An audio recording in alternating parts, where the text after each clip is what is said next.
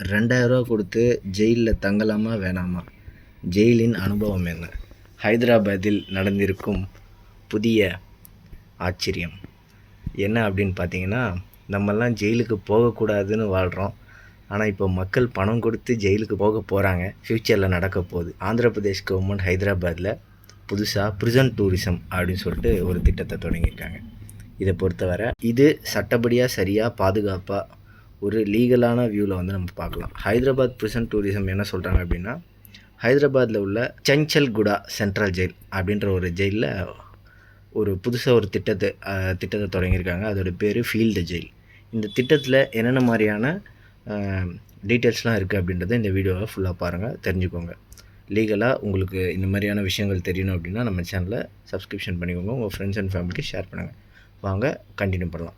இந்த திட்டத்துக்கு கீழே ஃபீல்டு ஜெயில் அப்படின்ற இந்த திட்டத்துக்கு கீழே பொதுமக்கள் ஜெயிலில் தங்க விருப்பமாக இருக்காங்க அப்படின்னா 12 மணி நேரத்துக்கு 1000 ரூபாயும், ஒரு நாள் முழுக்க தங்கிறதுக்கு 2000 ரூபாயும் கட்டணம் வசூலிக்கிறாங்க.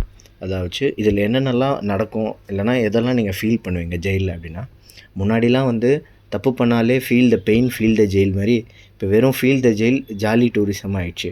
அதில் வந்து கைதி உடைய நீங்கள் அணிவீங்க. அதாச்சும் ப்ரிசனர் போடுற ட்ரெஸ்ஸு, ஜெயிலில் என்னென்ன மாதிரியான சாப்பாடெலாம் சாப்பிடுவாங்களோ அந்த மாதிரியான சாப்பாடு, ஜெயிலில் ஃபாலோ பண்ணுற ஸ்ட்ரிக்டான டிசிப்ளின் ஆக்டிவிட்டீஸ் எல்லாருமே வந்து நீங்கள் ஃபாலோ பண்ணணும்.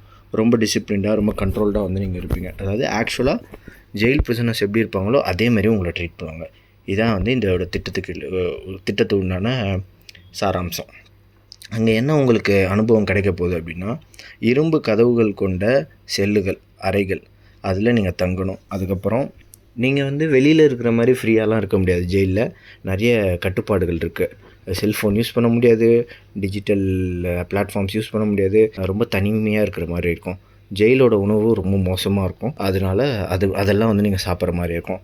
பட் டூரிசம்ன்றதுனால உள்ளே வந்து சிக்கன் 65 ஃப்ரைட் ரைஸோ இல்லைனா வந்து வெஜ் பிரியாணியோ கிடைக்கலாம். ஏன்னா வந்து இது ஒரு பிளான். ஓகேவா? கட்டுப்பட்ட சுதந்திரம் அதில் வந்து நீங்கள் இருப்பீங்க. இதில் வந்து ரொம்ப பிரத்யேகமான விஷயம் என்ன அப்படின்னு பார்த்தீங்கன்னா, வெளியில் நீங்கள் எவ்வளோ சுதந்திரமாக இருக்கீங்க அப்படின்றது நீங்கள் வந்து ஜெயிலுக்கு போனால் தான் தெரியும். ஒரு சிம்பிளான விஷயம், நம்ம வந்து வெளியில் எப்போ வேணால் போகலாம், உள்ளே எப்போ வேணால் வரலாம், வீட்டுக்கு எப்போ வேணால் வரலாம் போகலாம் அப்படின்ற ஒரு சுதந்திரம் உங்களுக்கு மறுக்கப்படுதுன்றப்போ உங்களோட அடிப்படை உரிமையை வந்து ரொம்ப நீங்கள் வாழ்கிறத வந்து ரொம்ப பெயினாக வந்து ஃபீல் பண்ணுவீங்க.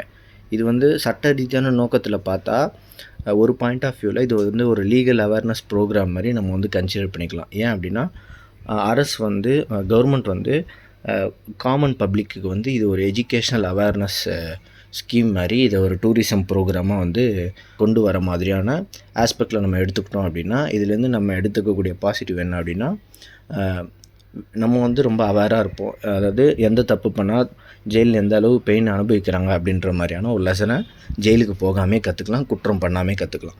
ஸோ ஜெயில் வாழ்க்கையோட உண்மை நிலை என்ன அப்படின்றத நீங்கள் தெரிஞ்சுக்கலாம். சட்டத்தின் மீது மரியாதை கொண்டு நீங்கள் ஒரு ரெஸ்பான்சிபிளான ஒரு சிட்டிசனாக வாழ்கிறதுக்கு இது ஒரு நல்ல பிளாட்ஃபார்மாக அமையும்னு நான் நம்புகிறேன். கைதிகள்கிட்ட நல நிதிக்கு வருமானம் வரும். அதாச்சும் ப்ரிசனர் வெல்ஃபேர் ஃபண்ட் அப்படின்னு சொல்லிட்டு கவர்மெண்ட்டில் ஒரு செக்டார் ஆஃப் ஃபண்ட்ஸை வந்து ப்ரிசனர்ஸ் வெல்ஃபேருக்காக ஒதுக்குவாங்க. அதுக்கு வந்து இந்த ஃபண்டு யூஸ் ஆகிறதுனால அவங்களோட அடிப்படை உரிமைகள், மாத்திரைகள், அவங்களோட உணவு மற்றும் அவங்களோட வாழ்க்கை மேம்பாட்டுக்கு அது வந்து உதவும். அதனால் இது வந்து என்னை பொறுத்த வரைக்கும் ஒரு நல்ல ஸ்கீம் அப்படின்னு ஃபுல்லாகவும் சொல்ல முடியாது, கெட்ட ஸ்கீம் அப்படின்னும் ஃபுல்லாக சொல்ல முடியாது. சட்ட ரீதியாக டிபேட் பண்ணக்கூடிய டாபிக்ஸ் நிறைய இருக்குது. ஏன் அப்படின்னா, அந்த டிபேட்டபிள் டாபிக்ஸ், அதாவது நெகட்டிவ் சைட் ஆஃப் டாபிக்ஸை நான் இன்னொரு வீடியோவில் போடுறேன். ஸோ இந்த வீடியோ வந்து உங்களுக்கு பிடிச்சிருக்கும்னு நம்புகிறேன். ஸோ இது மாதிரியான இன்னும் லீகலான கண்டென்ட்ஸ் வந்து புதுமையாக தெரிஞ்சுக்கணும் அப்படின்னா நம்ம சேனலை ஃபாலோ பண்ணிவிட்டு உங்கள் ஃப்ரெண்ட்ஸ் அண்ட் ஃபேமிலிக்கு ஷேர் பண்ணுங்கள். Thank you guys, have a nice day.